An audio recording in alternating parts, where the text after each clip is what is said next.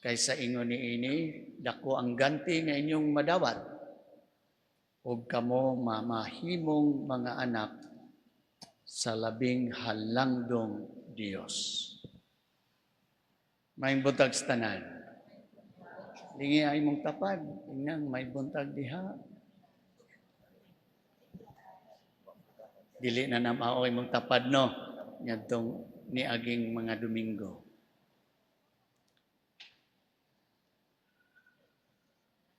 Nakoy pangutana ninyo,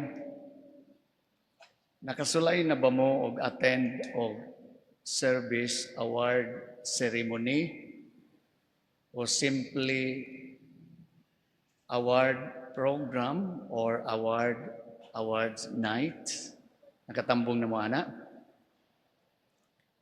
Kuno galing nakatambong mo ana, di ba masaksihan ninyo nga lipay kaayo ang mga awardees? Kanabang mo dawat sa award, mga awardees.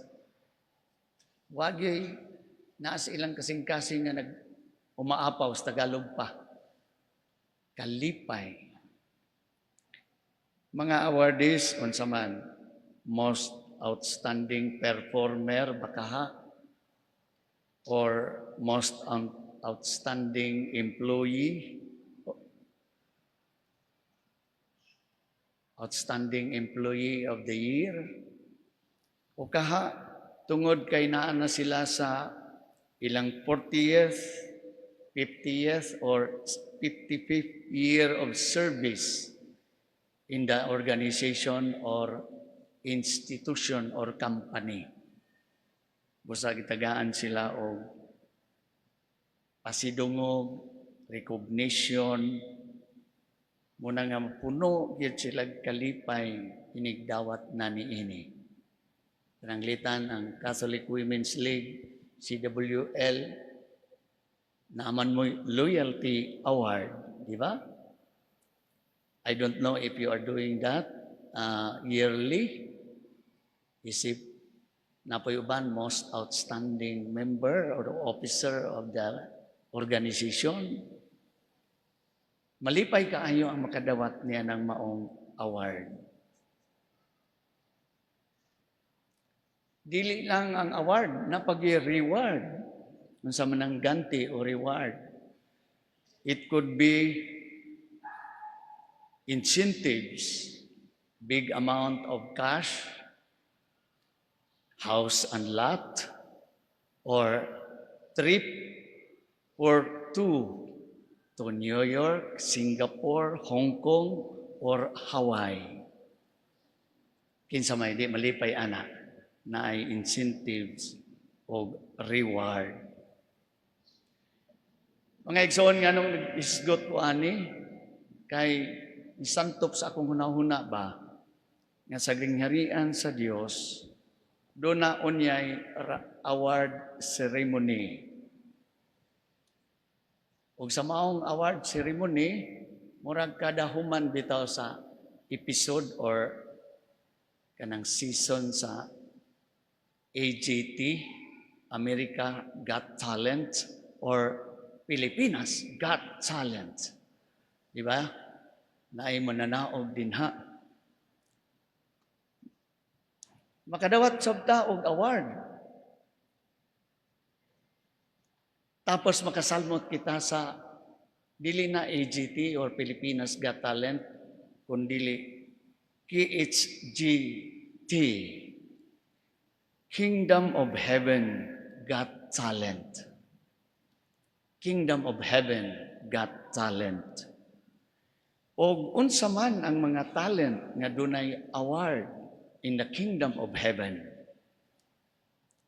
Dunay 5. O kini 5 pod kahagit challenge sa pagtulunan sa atong Ginoong Hesus naa mismo sa Ebanghelyo ato nadungog. Una, higugmaa ang imong kaaway.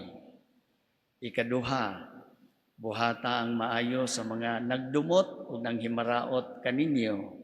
Ikatulo, panalangini ang mga nagtunglo kaninyo. Iampo ninyo sila. Ikaw pat, iampo ang mga nakapasakit o nakapahiubos ninyo ambot. Kaya ba ninyo? O kaya ba ni nato? Mga igsoon, 5 ni ka mga talent nga gikinahanglan na matuman pagtulunan sa atong Ginoong Hesus nga dunay biring dito niya sa award ceremony dito sa Kingdom of Heaven Got Talent Award.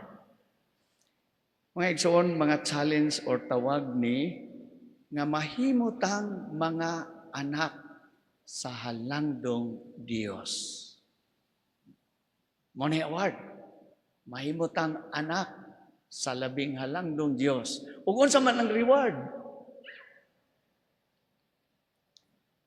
Sa Islam, ang reward nila adto na sa langit, ang mga laki, doon na pa sila 72 virgins. Ambot sa mga babae, unsa man 72 bachelor. Ila na to sa Islam. Mangon pong ubang mga laki, go po na oy, disod naman ganinang usa. Ti aba, eternity kang mag-deflower of virgin. Oh, ambot sa Islam na. Pero sa ato ang award, mahimutang mga anak sa labing halangdong Dios. Ug ang reward, ganti, kita tunhay nga makig-uban, everlasting company in the company of our Heavenly Father in His Heavenly Kingdom. Walay katapusang pakig-uban sa Dios. Kay tugbang bitaw, anak mo nagtawag na tog langit, ang tugbang ni anak mo nagtawag na tog imperno. Unsa man ang imperno, walay katapusan gihapon, pero pagkahilayo sa Dios. Silot man. Ang ubang sikta mo ingon, natas dagat-dagatang apoy. Pero, ang atong award, everlasting, eternal company of our Heavenly Father. Kadumdum mo sagi, sulti sa atong Ginoong Hesus, sa balay sa akong amahan, doon ay daghang mga lawak. Muadto ako pag andam og dapit alang kaninyo. Kung makaandam na dito, andam naman gani. Balik man ko ba? Balik man ko ba? Kuhaan ko kamo, aron bisan asa ako. Tuapod mo, di ba? That is everlasting nga pakig-uban sa Dios. Karon, ang pangutana, sayon ba kining maong Got Talent salmutan? Moingon gyud ko nga dili sayon. Kini lang una, higugmaan ninyo ang inyong mga kaaway, ug buhatang maayo ni adtong nagdumot kaninyo. Perti naman ganining lisura. Di ba? Una-una aragod, tapos sa more than million ka mga sundalo nga nangamatay, way labot injured, way labot properties damaged tungod sa gira sa Ukraine o Russia. Humaniana, gi-annex ang, before pagani-ana, gi-annex ang Crimea o mga parts sa Ukraine, gi-annex sa Russia, maong naggira sila. Kaya pa bang higugmao ni Zelensky si Putin sa Russia? Manay pangutana, si Zelensky rin may katubag, President of Ukraine. Una-una aragod, tapos sa grabing bangayan, ug away naman gani sa Team Duterte versus alyansa ng Bagong Pilipinas. O giingnan papatyo ng mga 15 ka senador, ano sayo na lang pulihan ba? Pero joke lang daw. Joke lang. Pwede pa ba? O sayon pa baka nila. Kining duha ka kampo nga maghigugmaay. Panahon ng wa pa mo eleksyon, panahon sa eleksyon, panahon human, tapos na ang eleksyon.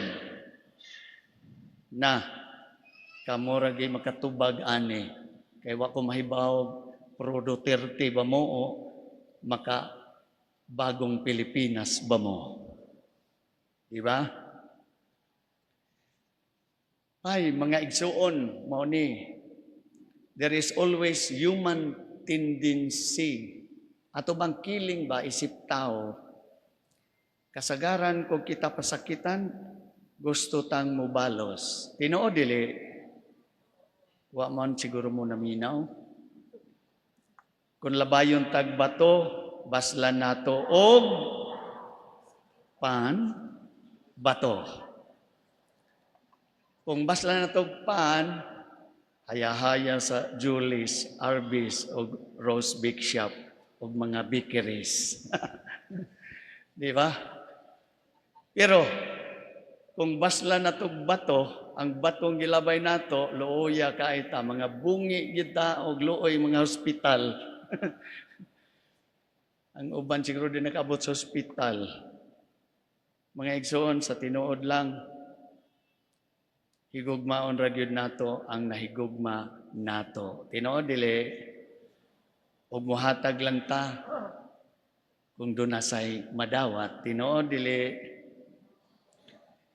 nga higugmaon ang kaaway, hatagag nindot, ambot, hagayahaya pod. Haya-haya pod. Mo ni na ron. Nya kay Kingdom of Heaven Got Talent man eh. Kunya ang criteria mao man eh. Kusbo na ko, ang criteria mao man eh. Si Kristo nagpakita kanato nga lahi ang pamaagi nga maaninaw nato ang Dios nung gugma. Di ba? God's ways is not like man's ways. Ang hunahuna sa Dios lahi sa hunahuna sa tao. Si Pedro gani nakapisos kay ang hunahuna dili man hunahuna sa Dios, dili hunahuna sa tao. Gilingi magka siya giingnan pahawa Satanas. Hunahuna ni Pedro, hunahuna sa tao. Na mauna ni. Kining Dios nung gugma nga gipadayag sa atong Ginoong Hesus, mauni nga mahigugma kita bisan ni adtong mga kaaway. Sama nga ang Dios nahigugma sa mga mapasalamaton o dili mapasalamaton, sa mga daotan o mga maayo. Sa atong salmo karon, ang Dios maayo o maluloy-on. Salamat, maayo kayong pagkaawit. Ang Dios maayo o maluloy-on. Kita usahay ambot way klaro o bangis ang atong kasing-kasing. Kay bisan ganing way sa ng tao ato pa man ganing buhat-buhatan, ato pang butang-butangan kay naes man ta, envious man ta. Di ba? Kunya kadto pong nagbuhat og maayo ato gyapong butang-butangan, tan-awa ra guna ka. Grabe ng atong social media. Di nakakibaw asay tinuod ug asay dili. Kay sig binalusay naman. Ug ang uban baw tinuod ba? Kinahanglan tag fact first. I-fact check nato. Kay mas scam na pud ta, mailad na pud ta ug laing kunom na pud katuig. Lukapan ang atong ekonomiya, maunsa na ta. Kana lang.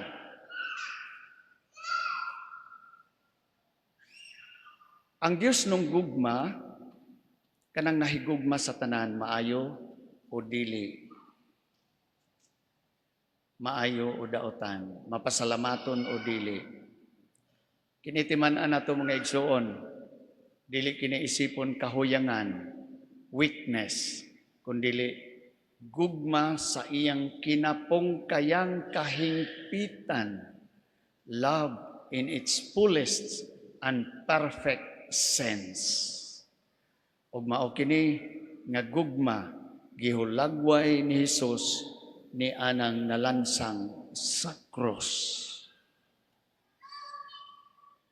Alang kanimo, alang kanako. Ang paghigugma sa kaaway wala magpasabot nga tugutan na lang nato ang daotan o hayaan na lang nato ang kasakit nga atong nasinati. Kundili nagpasabot kini nga ato hinuong gipili ang pagsabot kaysa kasuko o kapungot. Di ba? Gipili nato ang pasaylo kaysa pagpanimalos. Kay kung mahigugma ta, sumala sa giingon sa atong Ginoong Hesus, maura gining paagiha. This is the only way that the cycle of hate and the spiral of violence and revenge mabungkag. Usbon ako, niinirag yung paagiha, kanang maong Diyos nung gugmang gipahayag sa atong Ginoo, ug iyang gitudlo kanato, paghigugma bisan sa kaaway, nga mabungkag ang kayugot, kasuko, kapungot, ug mabugto ang kabangis ug pagbinalusay. Violence and revenge. Kanang spiral of violence and revenge, mabugto, mabungkag. Timana nato mga igsuon, ang sukdanan nga atong ihatag, mausab ang sukdanan nga atong madawat, kung magpakiluoy ta sa Dios, di ba angay sabtang maluoy sa uban? Sige lagi tagpakiluoy sa Ginoo, pasayloon ta, tabangan ta, abagan ta, paboran ta, pero og dunay maghangyo pod sa atong kaluoy, dili ta, ingrato ta. Di ba kung nagtinguha tag kalinaw, kinahanglang magtanom sa tag kalinaw, ug mao kini ang paagi aron makadawat kita sa award. Unsang award, balikon ako nga kita mahimong mga anak sa labing halangdong Dios. Nining misa karon ato kining pangayoon nga grasya sa Ginoo. Uban sa panabang sa atong mahal na inahan, ang mahal nga Biring Maria, ug ni San Jose atong patron. Nga diha sa atong inadlawng kinabuhi, magkinabuhi ta sa iyang Dios nung gugma. O sa kapulong, niadtong tanang 5 ka kriteria sa Kingdom of Heaven, Got Talent. Hinaot pa unta. Amen.